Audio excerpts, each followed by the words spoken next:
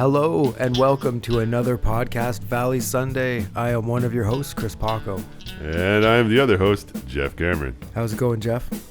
Hey, not bad. How are you? Pretty good. Hanging in, getting ready to do like essentially the last episode of season one. True. The Monkees at the movies. It's a fun one. It is. I feel it should be called the Monkees in the movies, but sure. You know, seems different. It seemed like the wrong title. Yeah, all over the place. It's directed by Russell Mayberry, and has he done anything yet? I'm not sure, but he's a big fan of the crane shot. Is he ever? Written by Gerald Gardner and Dee Caruso. Oh, shit. And aired on April 17th, 1967. I did a little back looking up Dee Caruso because we turned him into an angry Dee Caruso. And he and Gerald Gardner were the head writers on Get Smart. Oh. Which that explains a thing or two. Yeah, we've mentioned how it's the similarities, and that's probably why. That was his big gig. And he did a bunch of other things after that. How do you think Dee would feel about going to the beach? I don't work well in the sun. It messes with my ink. I don't know. Well, we might come back to Dee a little later on. Yeah, I think we got to warm up, Dee. It's early. Too early for your bullshit. All right, so it opens up, and the boys are on the beach playing checkers, and then Mickey just throws a bunch of them into the sand. What a dick. Hey, my checkers!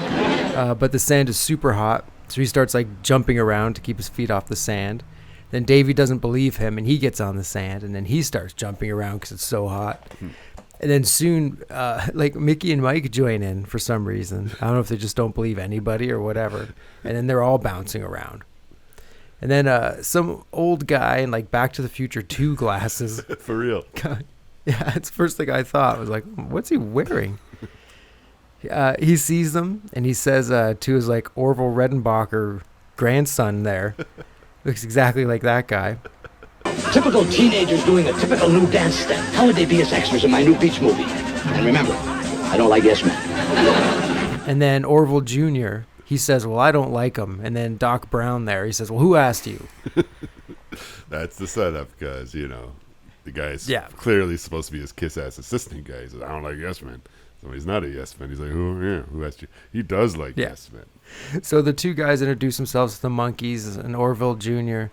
He says that the other guy is Luther Graham, I think they said. Cram, with a K. Cram. His trailer is monogrammed later. That's okay. That's why it says. Okay, I wondered that. Okay. So he's Luther Cram, and he made the movie Beach Party Honeymoon. Mike complains that it cost him 80 cents to see at the drive-in. Well, it was worth it, wasn't it? You owe me 60 cents. Could you imagine? All four of them went in for 80 cents. It was 20 cents each to see a movie. But it was also Beach Party Honeymoon, so meanwhile, you get what you pay for. If you play third on one of these rock and roll shows, you get $10,000 according to that previous episode, right? Yeah, exactly. So they could have seen it. That's so a lot many of times. drive-in movies. I never see the movie, man. But always get me 20 cents worth. Hey now. Hey, Davey. So Davey tells them that they don't think they want to be in a beach movie. And Luther says, This isn't just another beach movie. This is a cinema landmark. It's about sadness and pain and cruelty. All the things that make life worthwhile. And they still say no. And Luther tells them that it pays $30 a day. And Mickey runs up to the camera with a slate and clacks it down. And it's like a mini romp of them on surfboards on the beach and stuff. And some of it's going to be in the next season 2 intro. Yeah. Where the surfboards flop down. Very iconic Monkees moment with the surfboard. Yeah, it is. And those surfboards are enormous. So that leads us to the intro. Minute 30 this time. Oh, yeah? Yeah. There's a lot to get through, I guess. Oh, yeah. Then it comes back, and there's a pretty big film crew and extras on the beach. And it's a pretty, the high shot, you were saying, the big crane shot looking down. And all the boys show up, and Mickey's in full Mickey mode. Here we are in the land of make-believe. Look at that rock, it's a phony rock. Look at that fish, it's a phony fish. Look at that girl. Oh, yeah. Oh, yeah. Just the way he says it's funny and weird and creepy in a Mickey way. It's funny. But this is, Which makes Mickey's it a showbiz kid. You know. Yeah, oh yeah. This is how he grew up on shit like this. Yeah, he grew up in front of the camera. Yeah. So Luther addresses the crowd and says that the name of the movie is I Married a Creature from Out of Town. And it's a message picture. And the message is if they don't get it shot in 10 days, they're in trouble. And 10 days is not a lot of time for a movie shoot. Like, even I Married a Creature from Out of Town. That's a quick shoot. Yeah. And so he introduces the star. He's Frankie Catalina, who's like a Ricky Nelson lookalike, but he's also supposed to be Frankie, what's his name? Avalon? Frankie Avalon. Yeah, so he's like a Ricky Avalon. Yeah, Frankie Avalon from the Frankie the beach and movies. Annette Funicello. They did all those beach party rompy movies. And I always knew him from Back to the Beach. Yes. In the 80s when they redid it. The big crapola. Kahuna. That's the only part I remember from that movie. But that was a rental back in the day. Oh, man. And Frankie Catalina is played by Bobby Sherman, who was a real-life teen idol, sharing the pages with the boys back in 16 magazine and whatnot.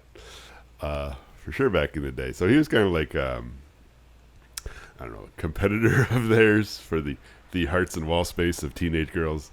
He didn't have any major hits that have lasted to the day, but he was a big deal in his own right back in the day. My mom still has the record, is one of his records anyway. Oh, really? From back then in the vinyl, from where I found the Monkees records originally. She still had the Bobby Sherman record. You can fold it out, and it's a full body shot of Bobby Sherman. He's clothed. Calm down. But but you get a full length thing you can hang in your locker or whatever. Man, could you imagine if when you saw this episode first, the first Monkees episode you ever saw, you went to the records, you saw the Bobby Sherman, and that's the one you picked up, and you became we're doing a Bobby Sherman podcast right now? Oh, boy. That would not happen. The Shermanators. That's what we could call it.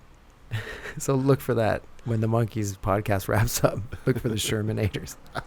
So Frankie Catalina comes out, and he's all swagger and douchebaggery, and he bumps into Peter. Why don't you watch where you're going? You know, you can be replaced. And he takes off his tiger robe, and he's wearing like a very 80s looking shirt and shorts. For real. Like, I think I had that exact same shirt when I was a little kid in the 80s. Because I was very surprised. Very forward thinking, Frankie is. Or at least the wardrobe person is. Luther says that it's time to make a picture teenagers will watch, even at the drive-in. And at first I thought that meant because the drive-in was like the picture was bad, like the actual viewing experience. And then I realized it's because everybody's making out. Teenagers go to the drive-in to make out. Correct. See, I never made out at the drive-in. I was like, put the movies on. Actually, wait, no, I definitely made out at the drive-in several times. Yes. Yep. Incorrect. Incorrect. Now that I put more than 0 seconds of thought into it, I realized I was lying. I wonder what it is, making out in a car at the movies. It's always awkward. You're out of the house. Your parents aren't there. Yeah, I guess so. But the stick shift getting in the way. Hey, now. For good or ill. But anyway, regardless. Orville tells the boys that Frankie's very versatile, but he can't sing, is scared of the water, and girls make him break out in hives. And the boys aren't buying it. And I'm going to go out on a limb, and I'm going to say they're going to start effing with Frankie after this. What? I don't know. Out of character for them. You're not implying they're about to deploy some sort of ruse action, are you? There might be some rusery. Get out. We'll find out. So they start to shoot the volleyball scene. And actually, I read an interview with Tony Scott that said that this scene was the inspiration for the volleyball scene in Top Gun. That makes sense. Yeah, you can tell. It's all over the place. So Luther tells Frankie that in this scene, he needs to dominate the game. And the scene starts, and the Monkees keep hitting the ball to each other and not to Frankie, who throws a little hissy fit. And he says that Davey's trying to upstage him and that he should be fired. And the other guys stick up for Davey, and Frankie Spanky there tears into each of them on like a personal level. Like, he tells Peter, You with your stupid expressions. And then he says to Mike, You with that silly green bonnet. And Mickey, he calls, Scarecrow in shorts. I love Mickey's reaction to that. He's like, huh? Looks down. But like, he's a super dick right out of the gate. Immediately comes out, hits them all on a personal level. And he says they're a dime a dozen extras and that he's a star. And then Mickey asks, You got change for a dime? He's got to go see half a movie. Yeah. So back at the pad, Peter says that Frankie can't act that way, and who does he think he is? And then Mickey goes full Shakespearean for a bit. No longer shall we suffer the slings and arrows of outrageous Catalina. On the morrow we will show that Popinjay, he doth abuse the monkeys at his own peril. He got to the outfit and everything. Here in the late season, it doesn't seem like they're going all the way with a lot of the ideas. But he went full Shakespearean garb. Yeah, he really did. Maybe it's because they're not, like, most of this is outside this episode. This outside and at the pad. So maybe when they're at the pad, like, well, let's just do something while we're here. Mickey, put on these tights. True. But then they shoot away from Mickey. And they shoot back to him, and he's hopping off the stairs. He's back in his civilian clothes. Yeah, the hop off the stairs is kind of cool. Yeah. It's definitely a young person move. I'd trip and smash my face on the table. I'd be like Mr. Schneider after that. Like, I just sit there not moving. So, and Peter says that Peter asks, what does that mean? And, like the whole Shakespearean thing. And then Mickey tells him, it means the Monkees strike back. Mm-hmm. And actually, I read in an interview with George Lucas that this I saw that interview too. I was about to say. The inspiration for The Empire Strikes Back, the title. For sure. True story. Back on the beach, Frankie's admiring himself in a mirror and calls for makeup. And then Davy comes running in, dresses like a French mime or something like that. And just starts hitting him with makeup and going crazy on his face. And then Luther calls Frankie to set. And when he turns around, he's been turned into the Wolf Man. And he scares all the babes at the beach. I read an interview that Davy's look there inspired MCA during his Paul's Boutique years with the goatee and stuff. With that goatee, yeah. Yeah, and 100%. And actually, I read in another interview that with director Rod Daniel that this specific scene was the inspiration for Teen Wolf. Yeah, how about that? I know. We've been reading a lot of interviews lately.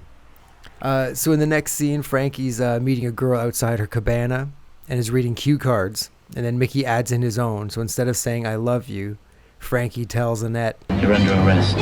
And then Frankie freaks out to the point of tears. I love that reaction.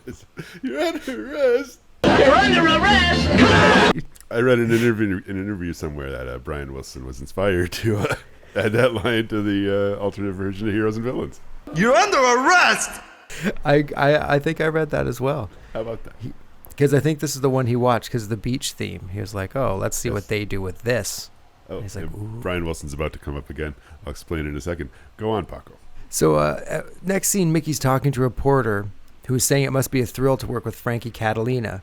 And Mickey says, oh, he's great, especially because of his past. And the reporter asks what he means. And Mickey tells him, he's the sort of guy that would take money out of his own pocket, lend it to an extra he hardly knew, take them out to dinner, offer to share his apartment.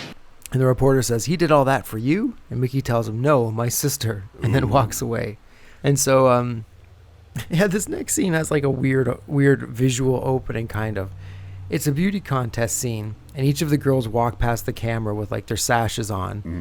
And it's Miss Zuma Beach, Miss Hermosa Beach, Miss Redondo Beach, and Miss Malibu, Topanga, and Sunset Beach. And it's just them from like their bottom of their neck to their thighs. Yeah. That's it. Like no faces at all. It's a bikini contest, not a beauty contest. All right. Yeah, I guess so. And they when they pull back, then they finally do show their faces. It's like Miss. Hold on, what's her name? Oh, yeah, Miss Malibu, Topanga, and Sunset Beach is like 1.5 feet taller than Miss Redondo Beach. She's enormous. Like, does she dominate the 3 beaches, or just she gets the long sash because she's so tall? Maybe that's what it is. She's so tall, it's like a visual gag. Or maybe they were supposed to get like 7 girls and only got 4. Like, well, you're taking all of them. So then Luther tells Frankie that it's his big musical number and to remember to move his lips in sync with the record. So the record starts and Frankie does a weird little dance, like the beach movie dance. And he starts to like mime along with the record. Then Mike goes up and he messes with the speed, turns it up, turns it down, slower, da da da da da. And and Luther just losing his mind over this. When Mike went back to the thing, think how revolutionary it would have been if instead of just playing the record, he like scratched on the record. Mary. Why you bugging? The thing about this tune, New Girl in School, written by Brian Wilson, made famous by Jan and Dean. It was the B-side to Dead Man's Curve. Oh, really? And Bobby Sherman tracked it himself specifically for this episode. There's no Bobby Sherman version of this out there, but it was a tune that existed, sung by Jan and Dean and written by your best buddy Brian Wilson. So that's kind of neat that it's him lip syncing himself, essentially. Yes. Yeah, and I don't know there's many other non-Monkees songs that get played for this long in an episode of the Monkees. That's true. Yeah, that's a good point. So next scene, Luther, Orville, and Frankie, they're in the screening room, and Frankie's bitching that yesterday was the worst day of filming he's ever had. And Luther tells him to wait till he sees the beach scene because he looks beautiful. And Orville calls the projectionist and says to roll film. Just a funny, dumb little thing for Orville there. So now we get into Monkees Romp number 1, which is a little bit me, a little bit you. Yeah. And so it's like Frankie preening for the camera, eating popcorn with a girl, and then Mickey's head like bursts out of the bowl. Logistically, that would be an amazing joke to pull off. For real. And everyone's all shocked. The Monkees are in the little windows at the back of the theater in the projection booth. Okay, this is your line of work. Previously, what's with the different size holes at different levels? Is this for a different style of projectors? Do you just wheel them up and stick them in the hole? Well, see, yeah, the way it was you got like a reel of film on a projector, and as it rolled out, you had another reel of film on another projector, and you had to switch it over to the next projector. So there'd be more than one window for each of the projectors. Oh, okay. So you'd have to like be there to physically swap it, and you wouldn't even know what happened.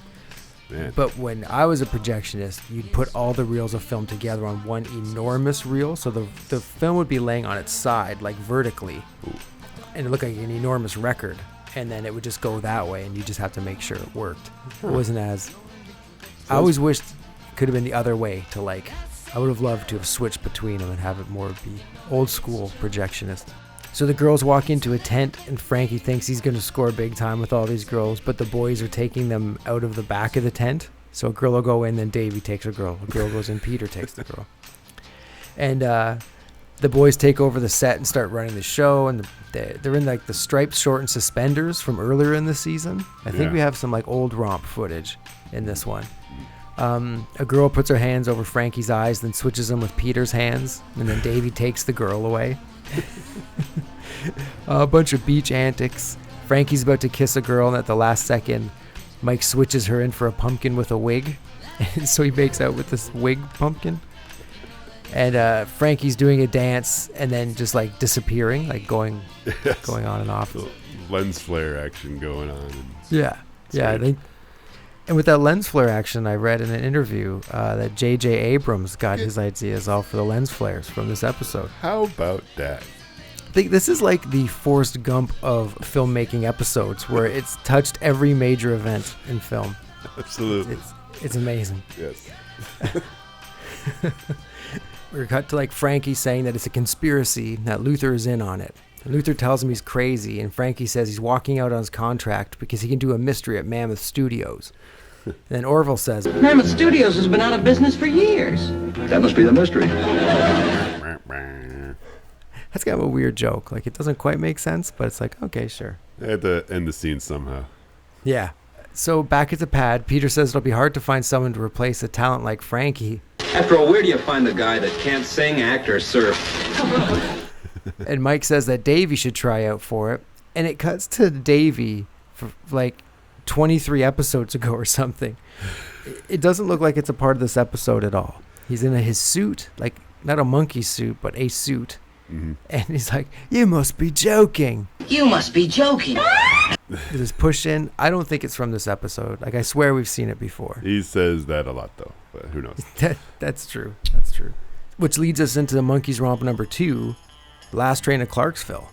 Yeah. Like, the one that started it all. Yeah, it's almost like a little nod. Like, here, look at, this is the last time you're going to hear this in the series. So we're going to put it right here in this episode.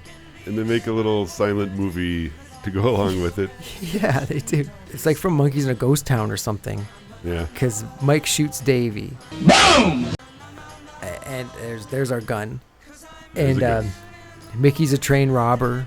And he and Mike tie Peter to the railroad tracks. And it's this whole debacle. And a train's very slowly rolling towards him. And Davy, dressed all in white, he comes to the rescue. Davy gets on the train. He's fighting Mickey. And then he's fighting Mike, like in the engine or whatever it's called. And like then like he seems like just jump in front of the train and stop it with his bare hands. Just like pushes on the train and it stops.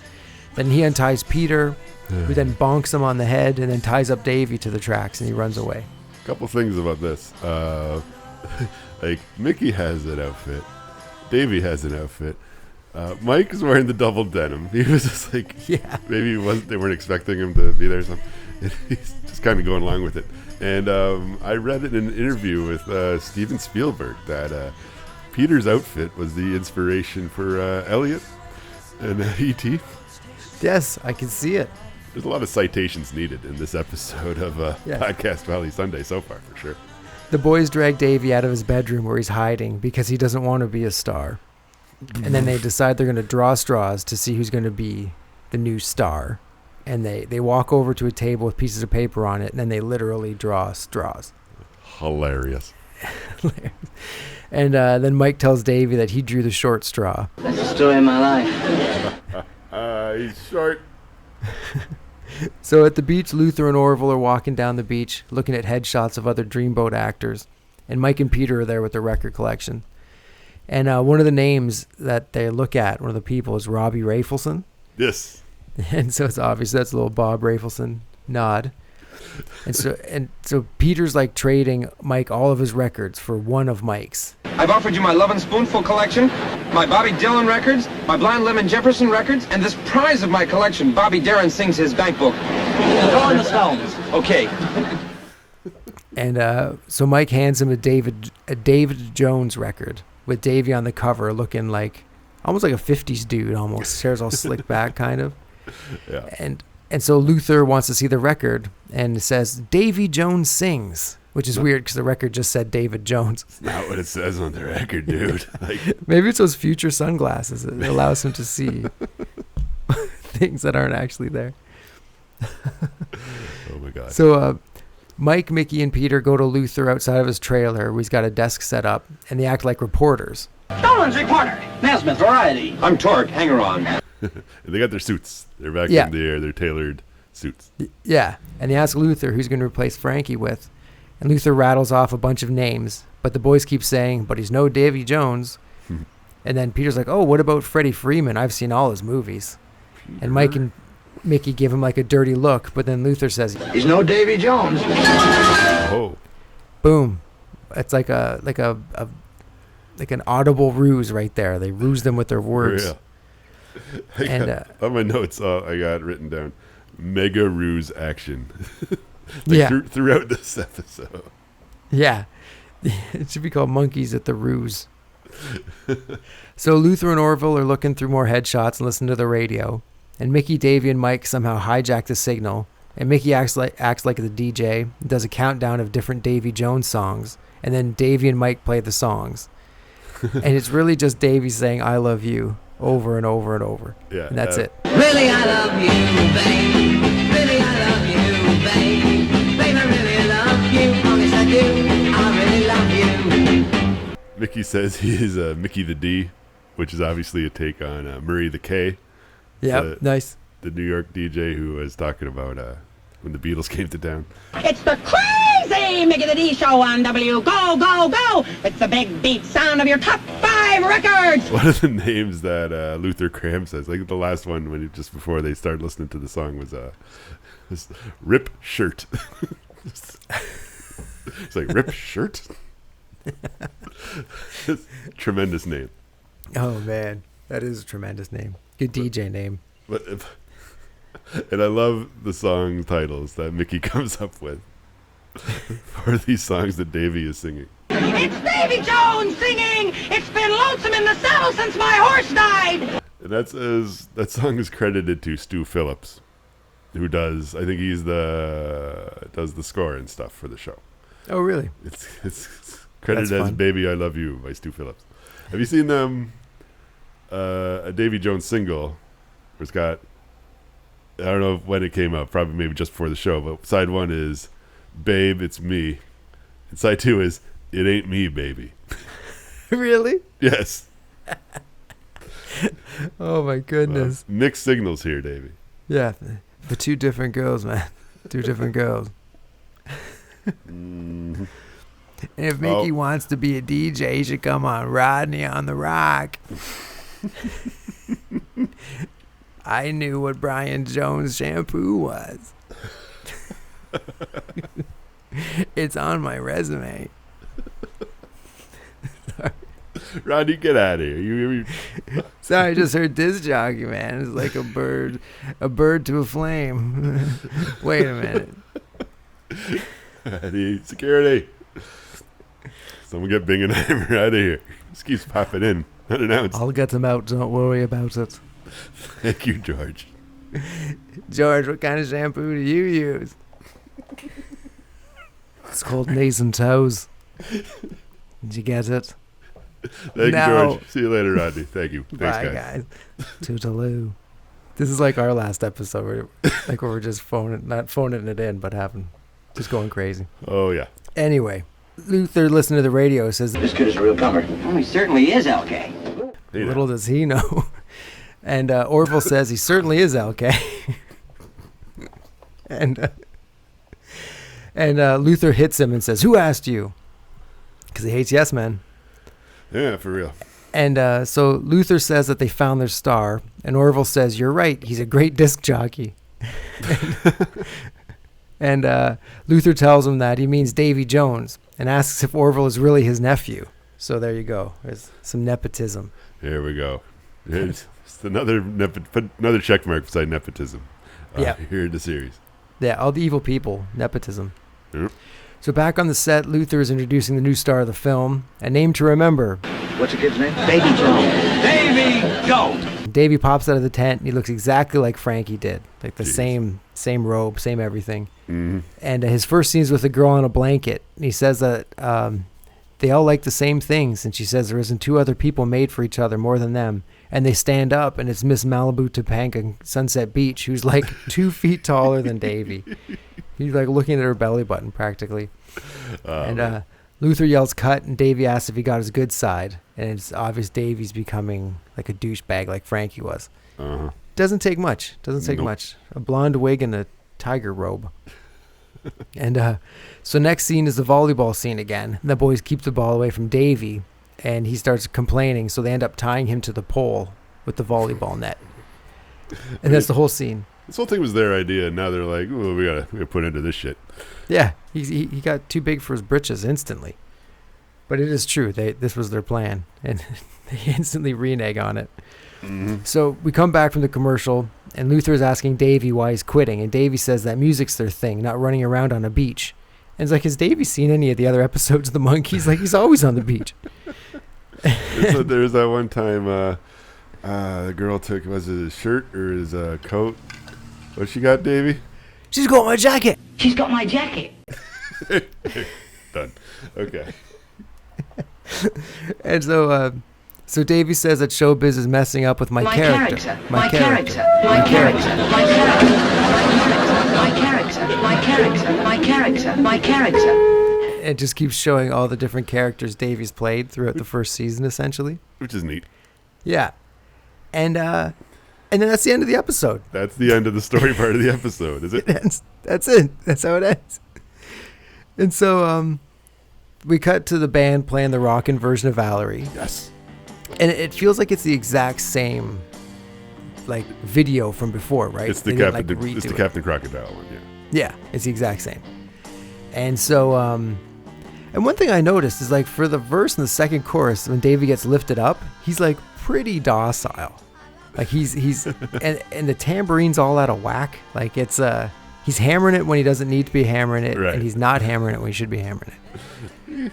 So, but either way, whatever. It's an awesome performance, and it's radical. That crane shot's radical. Like all the stuff we've already kind of talked about. Yeah. It all still holds true. It holds up. Yes. So then it goes to an interview with Davey. Like they do the after the show interviews with Bob Rafelson. And he says that he got a letter from his father about Davey's brother-in-law. And I'm wondering if it's the brother-in-law for the wedding Davey was early for and missed. Good question. Could be it. And he's a policeman. And he says he's like 6'3", 280 pounds or something like that. Obviously not in the Jones lineage. And he says that he sent him a Monkees sweater and a little hat. And he was wearing it, and he ended up busting someone breaking into a store. Like, he saw them, they were driving somewhere, he's wearing all his Monkees stuff. So when the other cops showed up, they didn't believe that he was a cop because he's dressed up in all this Monkees gear. And during the story, when they cut to Peter, Mike, and Mickey, and they all look so bored. They look so insanely tuned out while Davey's telling the story. And I don't even know if that's actually them reacting to the story, if it was just cutaways from other times that they had. Yeah. Just so they could cut up Davey's story. But yeah, it was kind of weird. I read somewhere, this is not an interview thing, but these interviews with Mike with the Boots and stuff, it was from the February rap party. Oh, really? February 67, when they were done shooting the show. And that's where they like just shot the shit with the boys on these steps. A whole bunch. So maybe that's why at points they look bored, because they're just kind of like, I want to get out of here. Yeah. Like, we're done here. I want to go have some fun with the rest of the crew. For real.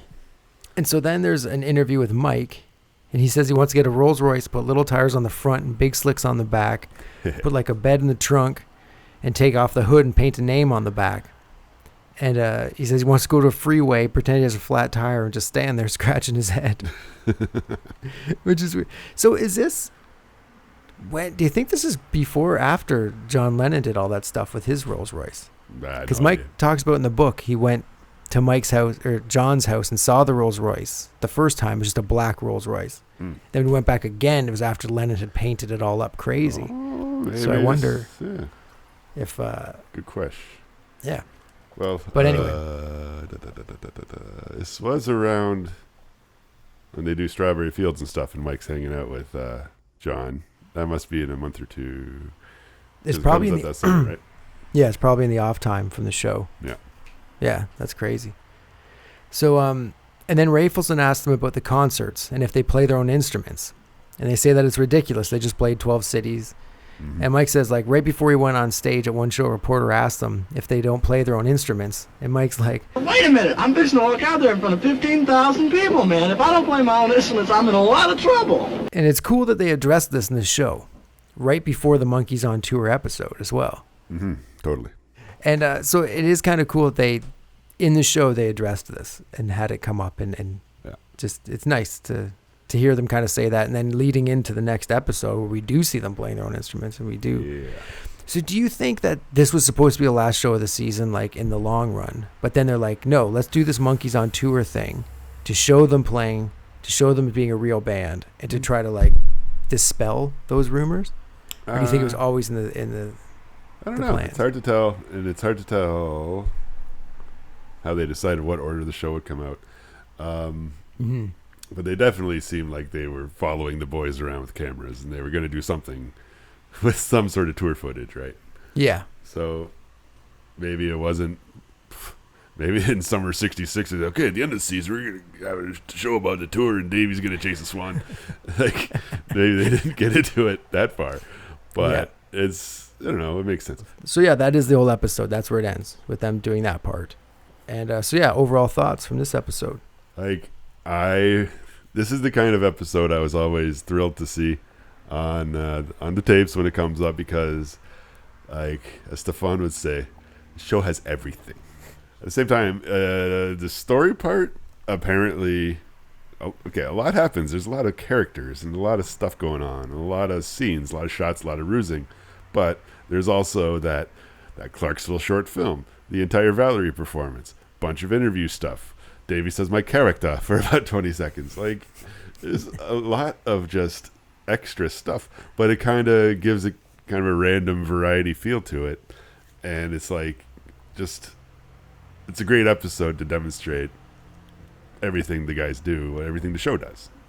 Yeah, I agree with that. It is one of the rare episodes that has a lot of extra characters, but still feels like it's about the Monkees. Yeah.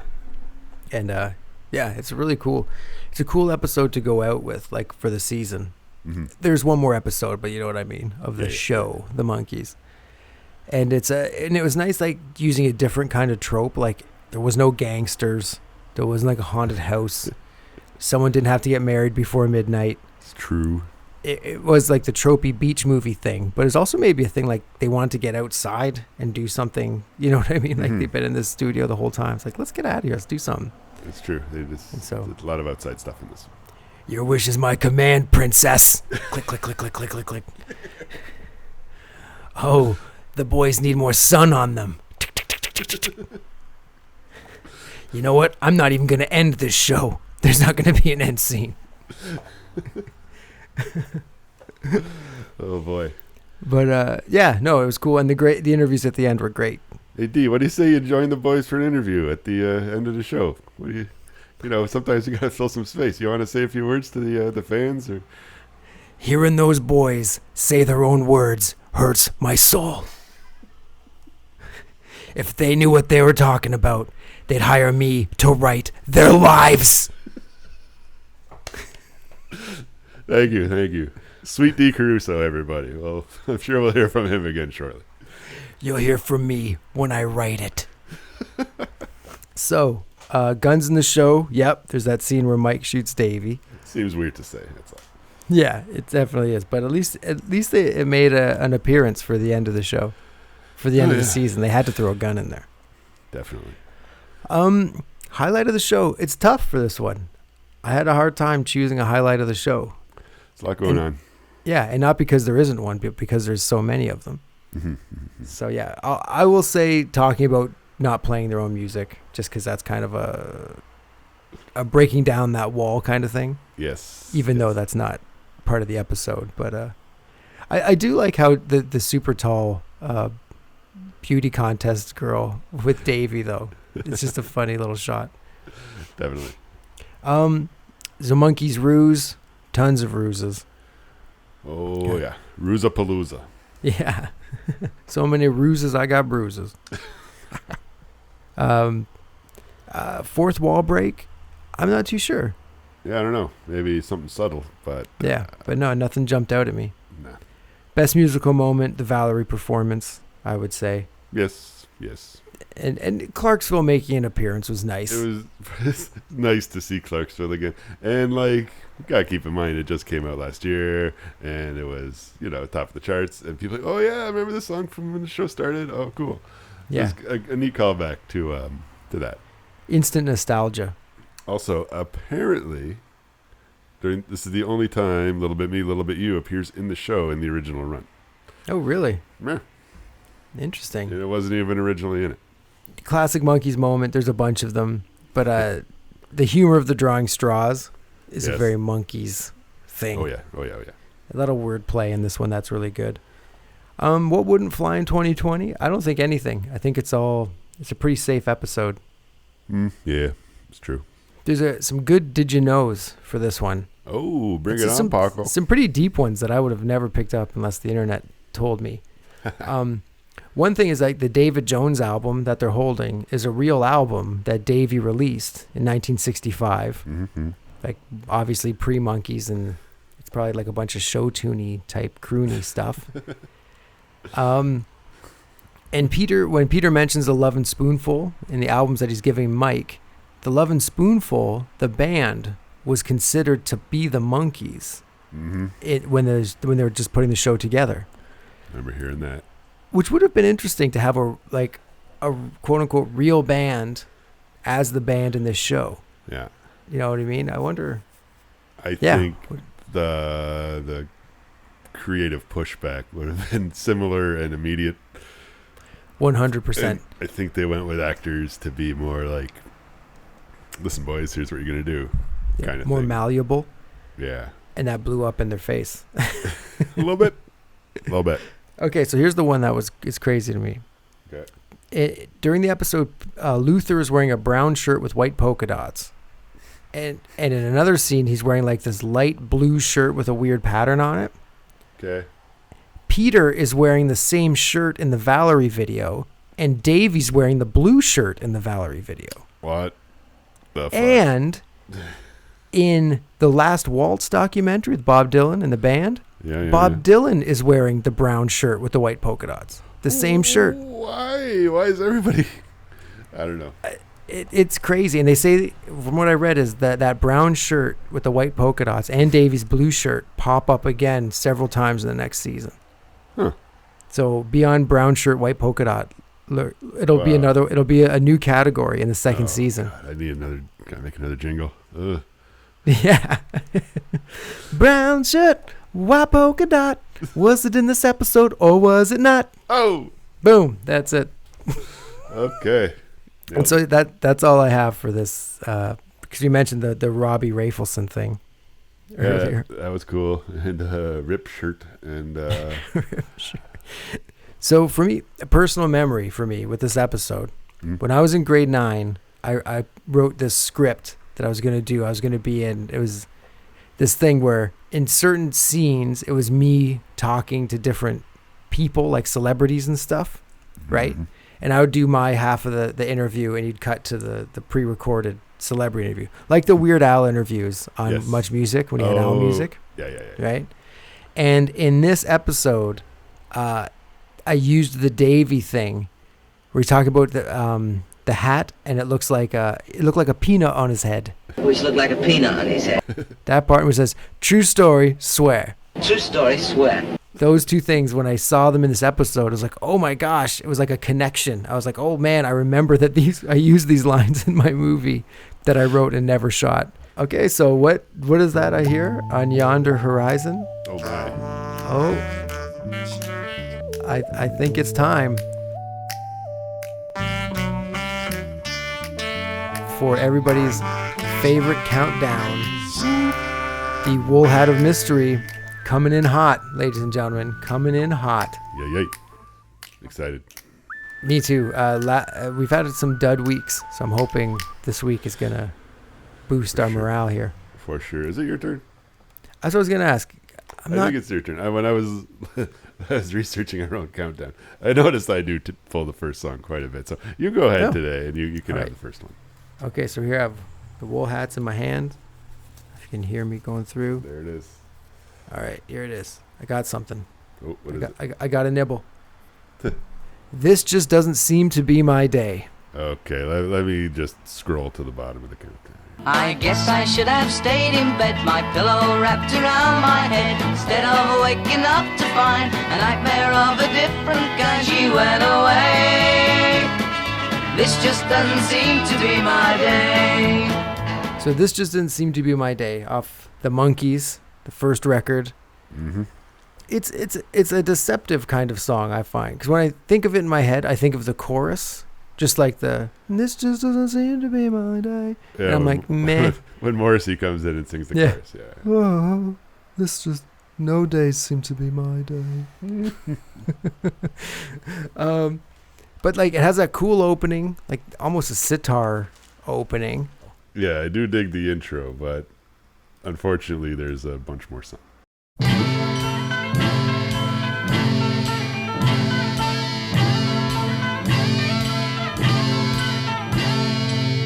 And then it has that like dreamy little part before the chorus, kind of, that almost turns into "I'll spend my life with you."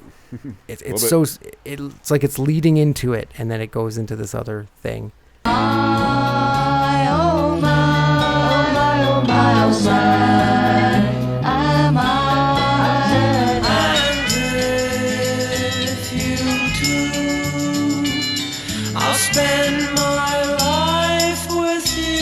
I like this song more than I thought I did. Uh-huh. But that's, again, what does that mean? It's faint praise. Yeah. Low expectations. Is it a jam or is it a jelly, Paco? Let's just cut to this chase. Yeah, it's a jammier jelly, or it's more a jammier jelly than a jelly or jam. It's a preserve. It's a preserve. You know where I'd put it? I'd put it right around French song, actually. Hey, there we go in the preserve section. Yeah. So we'll go one below French song. Or do you want to go one above? Where do you want to go? I've listened to French song a couple more times, and it is kind of neat, I will say. Yeah. So we'll go right below French song then. And right above, I'll Spend My Life With You. How about that? Yeah, weird. Number 57, This Just Doesn't Seem to Be My Day. Wedged between French song and I'll Spend My Life With You. No bullet. No bullet. No. That is so weird that it's right beside I'll Spend My Life With You. This is the that's mystery. Crazy. We could merge them together and they could both just be 57. The Woolhat works in mysterious ways. It does. Track 2, side 2. Right after Last Train to Clarksville on the album. Yeah, it's a tough act to follow. No doubt. Anyway. All right, your turn. CJ's turn to pick a tune. Oh, no. Oh, geez. What do we got? Oh, boy. The time has come to discuss Teardrop Shitty. I was high on top, but I didn't know it. Tell me why did I have to go and blow it? I used my lines too many times, and now I've got a badly hurt heart to show it. So Teardrop City from Instant Replay, but was recorded at the original sessions with like Clarksville. Oh, yeah? And it was recorded on October 26th, 1966, along with Looking for the Good Times and I'll Spend My Life With You. How about that? And Clarksville was recorded the 25th of July. So it's not the same time as Clarksville, I guess, but it was recorded for the first record. But they shelved it, I think, because it sounded so much like Clarksville. Probably. Just something in the Boyson Heart bucket of tunes. But was it recorded before Clarksville, did you just say? No, I think Clarksville was in July, and this was in October. Okay. So if it was in October, then it couldn't have been like with the first record. Nah, I don't know. But maybe more of the Monkees type sessions. Maybe they had it demoed and didn't record it. It didn't even come out until Instant Replay in 69. It was also a single, which climbed all the way up to 56. I wonder if it'll do that good with us here. And the B-side was A Man Without a Dream. A man without a dream, well, look at me. So whatever, Teardrop Shitty. Above or below Porpoise Song, Paco? I think we're going above. So yeah, Teardrop City. It's an odd Clarksville kind of rip. Okay, so let's go with Let's Dance On. Above or below Let's Dance On? I'd rather listen to Let's Dance On, not going to lie. Okay. Right after Let's Dance On is Pillow Time. Let's stick it in there. Okay, so at number 66, we've got Teardrop City. Wow. And again, I also feel this song kind of suffers from... Because it's on the Mickey disc. Exactly. Near the end, there's no Peter around. And you can find the video on them. They're on the Glenn Campbell Good Time Hour or something, and Davey's playing bass, and it's just the three of them. And it just makes your heart hurt a little. And of course, it sounds good. Mickey always sounds good. It's got the crazy high backups. It is what it is. It's got all the elements there to be a good tune, and it just somehow grazes it. Just doesn't quite click in. A lot of people like this song. No doubt. So are those people. And again, maybe if it came out on more of the Monkees, and it wasn't near the end of the Bummer box set when Peter's not there and all that stuff, it's like, oh, it just kind of has it's like almost like tainted. It's hard to kind of objectively look at it as a song and not through the prism of the Monkees experience. Exactly. Which you can say that about a lot of these songs. Yeah. So it's hard to be objective about it. Yeah. I do find, though, going back to these songs, I'm finding more that I do like that I thought I didn't. Even Agreed. A song like French Song, which I was just kind of like, ugh. But then when we were listening to it, I'm like, no, it's got those cool moments to it that I really do like. So That's the cool thing about doing this countdown randomly. It's like you're objectively placing them rather than just like throwing them at you. For real. But anyway, here is one more to go. I had something and I dropped it. I wonder if it was like the best. Okay. All right, I picked something. Here it is. It's My Life. Isn't that a Bon Jovi song? It's Now or Never. It's my life, and I'm taking over now. It's my life, and it's time that I learned how. No excuses, for the truth is, it's my life now. Okay, so It's My Life Now off of Justice. Absolutely. I do feel we're harder on like these kind of ballady type songs, but it's like, look, this is just our opinion on these things, and I'm not a ballady type person myself. I'm not saying I need like everything to be hard rocking or crazy psychedelic or whatever the heck, but it helps. And I get it. I get the whole. I want to be McCartney at the piano, kind of just sing a heartfelt song. And Mickey sounds great in this song. His voice is great. The instrumentation behind him is great. It's just not sure when we're going to listen to this again. It's not like something I'd reach for in the car. You know what I mean? It's twice as long as Teardrop City. I'm not too sure what to really say about this. Some people from the comments I've read really like this song. Mm-hmm. Really, like, it's really important to some people and really hit them when they needed it, I guess.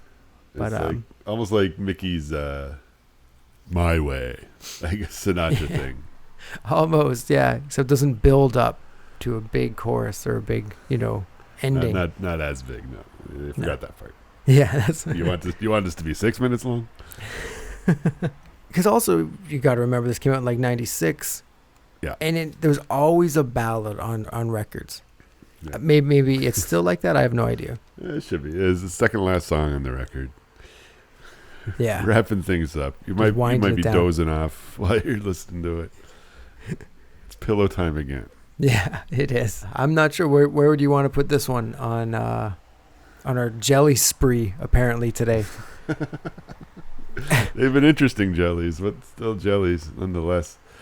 What's our lowest Mickey is D.W. Washburn, of course. D.W. Washburn. Our second lowest Mickey is Secret Heart.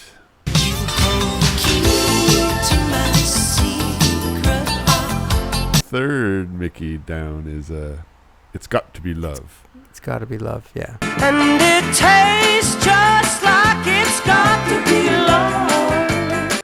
Okay, we got A Man Without a Dream at 81, which in episode 9 we declared Schmishworthy. Now I'm a man without a dream. Is this as Schmishworthy? Yes. I'll go one above A Man Without a Dream. So after Don't Wait For Me. Don't wait for me. We'll go whatever the song's called. It's My Life. Which version of It's My Life would you rather listen to? The Bon Jovi one or this one? Pass. Yeah. Just no. And again, props to the Justice Project for what it did and how they did it. And it is what it is. Yeah. And it's the boys and we love them. This came out in 96. We saw them in 95, right? No, we saw them in 96. Oh, okay. Yeah, it was like for this record. It's time to put the old hat away. Yes, the hat has not been our buddy lately. That's okay. It means there's still some good tunes in there. That is the silver lining is if we just bust out so many jellies, if we can end with like a whole bunch of jams, that would just be the greatest. Oh yeah. I'm because there's still some great songs left in the Woolhat of Mystery. For and sure. I'm excited to see when they pop up. Me too, D2. Well, all right, everyone. Thank you for checking us out here on the last actual episode of the first season. Ooh. Like the sitcom-y episode of the first season, I'd say. Can you believe we've done like 31 of these things plus 2 specials? I can't believe we've been doing this now for over a year, right? Mm-hmm. Yeah, we started, it must have been late August. Yeah. It was a much different production when we started. It was a different world when we started this. Completely. But yes, thanks for checking us out. We'll be back in 2 weeks. Yeah. With Monkees on Tour. Great episode coming up. I can't wait. Yeah, it's going to be fantastic. From me, Paco. And me, Jeff. Have yourselves a Monkees little evening. Thank you. Bye-bye.